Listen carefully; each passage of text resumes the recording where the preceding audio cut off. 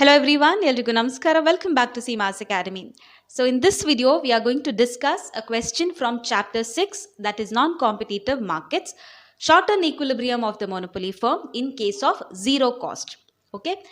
So first of all, there is a story in this question again. So story is something that everybody likes. So we shall begin with the story. So before that, what is a monopoly ಅಂತ ಹೇಳಿದ್ರೆ ಏನು ಅಂತ ಗೊತ್ತಿರಬೇಕು. ಯಾಕಂದ್ರೆ ನಾವು ಮೊನೊಪೊಲಿ ಫರ್ಮ್ನ ಬಗ್ಗೆ ಕಲಿತಾ ಇದ್ದೇವೆ. We should know what is monopoly, correct? What is monopoly? Monopoly is a market situation where there is only one seller. Okay, ಒಂದು ಸೆಲ್ಲರ್ ಮಾತ್ರ ಇದ್ದಾನೆ, ಅವನಿಗೆ ಯಾರು ಕೂಡ ಕಾಂಪಿಟೀಟರ್ಸ್ ಇಲ್ಲ. There is no competition for this seller. Okay, that is a monopoly situation. Many buyers are there, ತುಂಬ ಕೊಂಡುಕೊಳ್ಳುವವರಿದ್ದಾರೆ, ಆದರೆ ಸೆಲ್ ಮಾಡುವಂತಹ ಫರ್ಮ್ ಇರುವಂಥದ್ದು ಒಂದು ಮಾತ್ರ, ಒಬ್ಬನು ಮಾತ್ರ ಸೆಲ್ ಮಾಡ್ತಾ ಇದ್ದಾನೆ ಆ ಪ್ರಾಡಕ್ಟಿಗೆ. ಮತ್ತೆ ಆ ಪ್ರಾಡಕ್ಟಿಗೆ ಯಾವುದೇ ಸಬ್ಸ್ಟಿಟ್ಯೂಟ್ ಇಲ್ಲ. ದರ್ ಇಸ್ ನೋ ಸಬ್ಸ್ಟಿಟ್ಯೂಟ್, ಬದಲಿ ವಸ್ತುಗಳು ಇಲ್ಲ. ಓಕೆ, ಇದಲ್ಲದಿದ್ರೆ ನಾನು ಮತ್ತೊಂದನ್ನು ಉಪಯೋಗಿಸ್ತೇನೆ ಅನ್ನೋ ಯಾವುದೇ ವಸ್ತುಗಳು ಇಲ್ಲ. So there is no substitute for such product. We call it as a monopoly firm.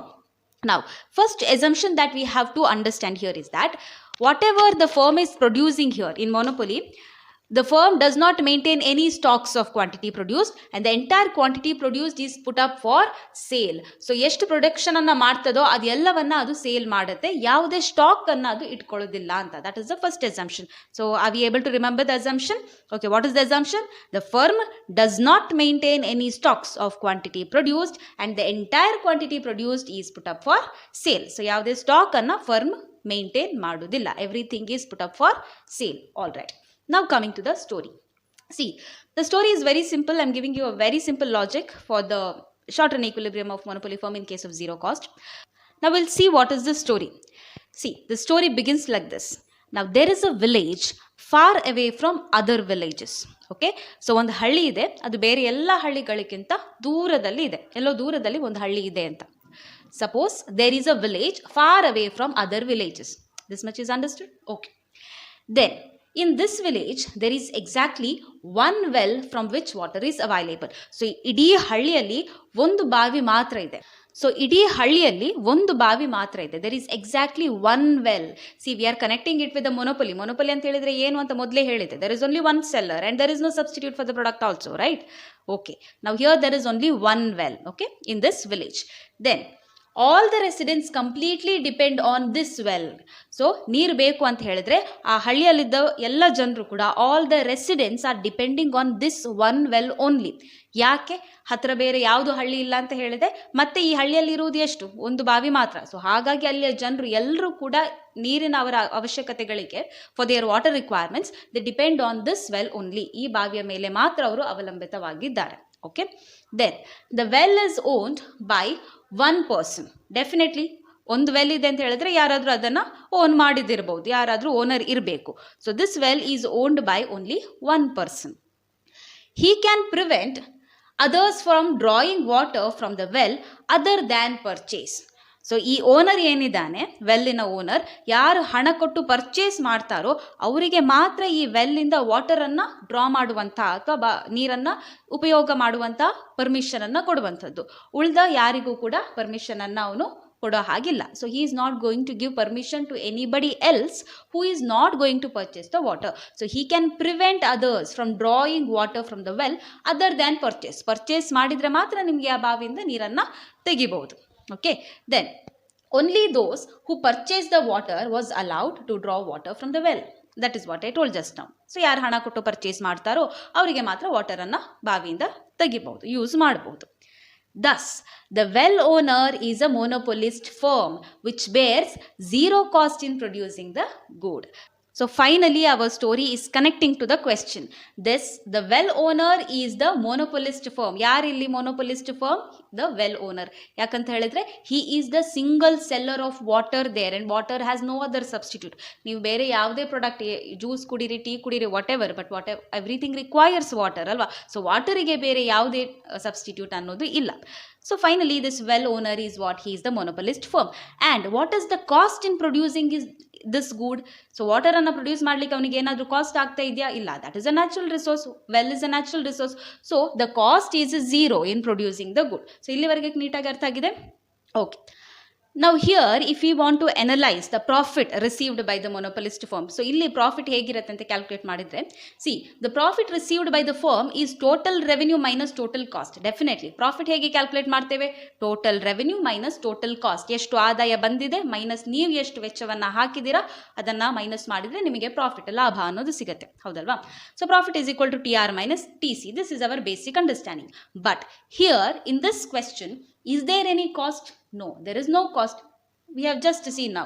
The well owner is a monopolist firm which bears zero cost in producing the good. So since here the total cost is zero, the profit is maximum when the TR is maximum. So ಈ ಪಾಯಿಂಟನ್ನು ನೀವು ಅರ್ಥ ಮಾಡಿಕೊಂಡ್ರೆ ಇಡೀ ಕ್ವೆಶ್ಚನಿನ answer ನಿಮಗೆ ಅರ್ಥ ಆದಾಗೆ. Okay, so what it says is that ಇಲ್ಲಿ profit ಯಾವಾಗ ಮ್ಯಾಕ್ಸಿಮಮ್ ಆಗಿರುತ್ತೆ? ಟೋಟಲ್ ರೆವೆನ್ಯೂ ಮ್ಯಾಕ್ಸಿಮಮ್ ಆದಾಗ ನಿಮ್ಮ ಪ್ರಾಫಿಟ್ ಕೂಡ ಮ್ಯಾಕ್ಸಿಮಮ್ ಆಗಿರುತ್ತೆ. ಯಾಕೆ ಅಂತ ಹೇಳಿದ್ರೆ profit is equal to total revenue minus total cost. But we know that total cost is what? Zero. Cost ಯಾವುದು ಆಗೋದಿಲ್ಲ. ಹಾಗಿದ್ರೆ ನಿಮ್ಮ ಟೋಟಲ್ ರೆವೆನ್ಯೂ ಸಪೋಸ್ 20 ಇದ್ರೆ ಪ್ರಾಫಿಟ್ ಕೂಡ 20. ನಿಮ್ಮ ಟೋಟಲ್ ರೆವೆನ್ಯೂ 30 ಇದ್ರೆ ಪ್ರಾಫಿಟ್ ಕೂಡ 30, ಬಿಕಾಸ್ 30 ಮೈನಸ್ 0 ಅಲ್ವಾ? ಟೋಟಲ್ ರೆವೆನ್ಯೂ 40 ಇದ್ರೆ ಪ್ರಾಫಿಟ್ ಕೂಡ 40. ಟೋಟಲ್ ರೆವೆನ್ಯೂ 50 ಇದ್ರೆ ಪ್ರಾಫಿಟ್ ಕೂಡ 50. So I you getting the point ನಾವು? ಸೊ ಹಾಗಿದ್ರೆ ಏನಾಯಿತು? ಟೋಟಲ್ ರೆವೆನ್ಯೂ ಎಷ್ಟು ಇನ್ಕ್ರೀಸ್ ಆಗ್ತಾ ಹೋಗುತ್ತೋ ಅಷ್ಟೇ ನಿಮ್ಮ ಪ್ರಾಫಿಟ್ ಕೂಡ ಮ್ಯಾಕ್ಸಿಮಮ್ ಇರುತ್ತೆ. ಸೊ ಯಾವ ಪಾಯಿಂಟ್ನವರೆಗೆ ನಿಮ್ಮ ಟೋಟಲ್ ರೆವೆನ್ಯೂ ಹೈಯೆಸ್ಟ್ ಇದೆಯೋ ನಿಮ್ಮ ಪ್ರಾಫಿಟ್ ಕೂಡ ಹೈಯೆಸ್ಟ್ ಇರುತ್ತೆ. Because cost is zero here. Total ಕಾಸ್ಟಿನ ಇಲ್ಲಿ ಪ್ರಶ್ನೆಯೇ ಇಲ್ಲ. Your total cost is zero. Whenever your total revenue is the highest, the profit is also at its maximum. So did we understand till here the entire story and how to calculate the profit? Okay, next we'll see how to draw the graph and a simple explanation about the graph. Okay, now let's look at the graph. So there is very simple graph that is consisting of total revenue curve, AR curve, marginal revenue curve and the calculation of profit, a small shaded area. T R, A R ಮತ್ತು M R curves ನಿಮಗೆ ಈಗಾಗಲೇ ಗೊತ್ತಿದೆ, ಸಾಕಷ್ಟು ಬಾರಿ ನೀವು draw ಮಾಡಿರ್ತೀರ. So you are very well aware of the shapes of T R, A R and M R, I believe.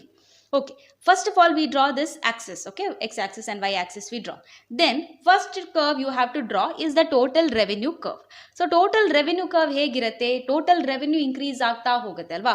It will increase up to one point and then slowly it starts decreasing. See, that is shown here.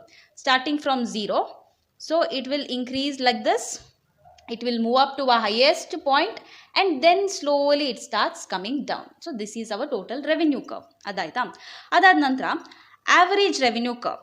See, average revenue curve will drop slightly down. It will not start from 0. It will start much above the 0. It will slightly drop down. ಯಾಕೆಂತ ಹೇಳಿದ್ರೆ per unit ಅಲ್ವಾ? ನೀವು ಕ್ವಾಂಟಿಟಿಯಲ್ಲಿ total ರೆವಿನ್ಯೂನ divide ಮಾಡ್ತಾ ಹೋದಾಗೆ values ಕಡಿಮೆ ಆಗ್ತಾ ಬರುತ್ತೆ. So ಹಾಗಾಗಿ ಪಾಯಿಂಟಲ್ಲಿ ವ್ಯಾಲ್ಯೂಸ್ ಕಡಿಮೆ ಆಗ್ತಾ ಬರುತ್ತೆ. So slightly this will slope downwards. Then marginal revenue, definitely we know that it starts below the average revenue. A dotted line alli we have to show the marginal revenue. It reaches a point 0 and then it becomes negative also. So that is why it is shown below the axis also here. So TR, AR and MR curves draw ಆಯಿತು. Now you have to see the highest point of total revenue. ಯಾಕೆಂತ ಹೇಳಿದ್ರೆ ನಾವಿಲ್ಲಿ ಹೇಳಿದ್ದೇವೆ highest total revenue ಯಾವಾಗ ಇರುತ್ತೋ that itself is our highest profit ಅಲ್ವಾ? Total cost 0 ಇರುವ ಕಾರಣ ಟೋಟಲ್ ರೆವೆನ್ಯೂ ಯಾವಾಗ ಹೈಯೆಸ್ಟ್ ಇರುತ್ತೋ that itself is our maximum profit. So you have to point one highest point. So this is the highest point ಅಲ್ವಾ? After this it is declining. So ಇಲ್ಲಿಗೆ ಒಂದು ಲೈನನ್ನು ಎಳಿಬೇಕು, straight line. Now, assuming that our output is 10 units. So, ಈ ಪಾಯಿಂಟಲ್ಲಿ 10 units sale ಆಗುತ್ತೆ.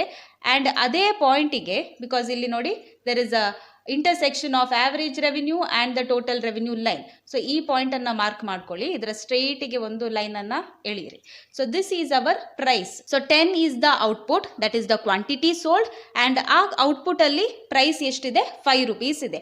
ಹಾಗಿದ್ರೆ total revenue ಎಷ್ಟಾಯಿತು? How to calculate the total revenue? Formula is quantity sold into price. ಎಷ್ಟು quantity sale ಆಗಿದೆ ಇಂಟು ಎಷ್ಟು ಪ್ರೈಸ್ ಇದೆ ಅಂತ. So 10 into 5 rupees, there I have written 50 rupees. So 50 rupees total revenue. ಅದು ಕೂಡ ಏನು? Maximum point of total revenue ಅಷ್ಟು. ಅದಾದ ನಂತರ ಇನ್ನು ನಾನು ಪ್ರೊಡ್ಯೂಸ್ ಮಾಡಿದರೆ ಏನು ತೋರಿಸ್ತಾ ಇದೆ ಕರ್ವಲ್ಲಿ? It is going to decrease. Total revenue decrease ಆಗುತ್ತೆ. So this becomes our equilibrium point. Clear? Okay, ನಾವು ಟೋಟಲ್ ರೆವೆನ್ಯೂ ಕ್ಯಾಲ್ಕುಲೇಷನ್ ಮಾಡಿದ್ವಿ. ಪ್ರಾಫಿಟ್ ಏನಾಗಿರುತ್ತೆ, ಮ್ಯಾಕ್ಸಿಮಮ್ ಪ್ರಾಫಿಟ್ ಕೂಡ 50 ರುಪೀಸೇ. Since in case of zero cost highest total revenue is equal to maximum profit. ಅದೇ ಹೇಳಿದೆ, cost ಯಾವುದು ಇಲ್ಲದ ಕಾರಣ ಎಷ್ಟು ಹೈಯೆಸ್ಟ್ ನೀವು ರೆವೆನ್ಯೂ ಗಳಿಸ್ತೀರೋ ಅದೇ ನಿಮ್ಮ ಹೈಯೆಸ್ಟ್ ಪ್ರಾಫಿಟ್ ಆಗಿರುತ್ತೆ. Therefore maximum profit is also equal to 50. That is why you see this shaded area, this rectangle, this full area, right?